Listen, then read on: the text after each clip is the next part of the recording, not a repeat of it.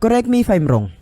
Ito yung isang designer na gumawa ng isang table na kayang maglakad kapag itutulak mo ito. Sinasabing ibinasa niya yung paggalaw ng mga paan nito sa isang alimango. At personally mga master ay masasabi kong sobrang creative nga ng pagkakagawa dito. Ito naman yung isang lalaki na gumawa ng bisikleta gamit yung kahoy. At makikita mo nga dito yung final result nito na para talagang isang normal na bisikleta kapag pinaaandar. Ito naman yung video na nagpapakita ng isang tool para makapag-build ka ng brick wall sa mabilis na paraan. Sinasabing yung bricklaying tool na ito ay isang klase ng template para kung sakaling itatapal mo yung mga simento sa paggawa ng isang brick wall ay magiging pantay ito at hindi messy. At makikita mo nga dito na napaka-efficient nito especially sa pag-conserve ng simento dahil nga sa walang natatapon dito. Speaking of creation mga master, ay merong isang lalaki sa Egypt yung pinananatiling buhay yung 200 years old na tradition sa paggawa ng isang handmade na cement tiles. Sinasabing iilan na lang yung mga workshop yung gumagawa ng ganitong klaseng tiles sa lugar ng Egypt at kapag alam mong ito ay sinimulang gawin noon pang 1800s. Ayon sa lalaking ito ay gumagamit siya dito ng iba't ibang kulay o pinta para magbukang appealing yung itsura ng mga tiles na ito. At makikita mo nga dito yung napakagandang mga itsura nito. Ayon din sa pag-aaral ay sa panahon natin ngayon ay sobrang dali nang nagagawa ng mga trabahador yung pag-install ng iba't ibang bagay na kailangan sa kalsada. At ito ay dahil sa mga machinery na ginagamit nila para mas mapabilis yung kanilang trabaho. Sinasabing noong dati ay mas matagal na ginagawa ng mga Roman Empire yung kanilang kalsada dahil sa handmade ito at ginagamitan ng iba't ibang matitibay na bato. At speaking of kalsada mga master, ay ang isa sa mga pinakadelikado dito ay itong Passage de Goy. Sinasabing yung kalsadang ito ay matatagpuan sa bansang France. At kapag tuwing high tide ay lumulubog ito dahil nga sa napapalibutan ito ng karagatan. At kung sakaling ang aabutan ka nito, ay mayroong posibilidad na may stuck ka sa kalsadang ito at malunod. Makikita mo naman sa video ito yung lalaking tumawid sa nakalubog na kalsada gamit yung motor niya. At kung sakaling magkakamali lang siya dito ng onti sa pagmaneho, ay paniguradong lulubog siya kasama nga ng motor. Sa kabutihang palad ay nagawa niya naman makatawid ng ligtas sa kalsadang ito. Ito din yung picture na nagpapakita ng isang napakalaking triceratops sa gitna ng kalsada. Marami mga nagsasabing inedit lang yung picture niya ito. Pero may mga iilan din naman mga tao yung naniniwala dito. Sobrang dami talaga mga malalaking creature yung nakikita ng mga tao sa iba't ibang panig ng mundo. At yung isa na nga sa mga ito ay itong video na nagpapakita ng isang anaconda na nakapulupot sa sanga ng puno. Sinasabing meron itong haba na nasa approximately 20 feet o kasing laki din ng isang school bus. At ayon sa mga taong nakakita nito, ay merong posibilidad na nakakain dito ng isang tao.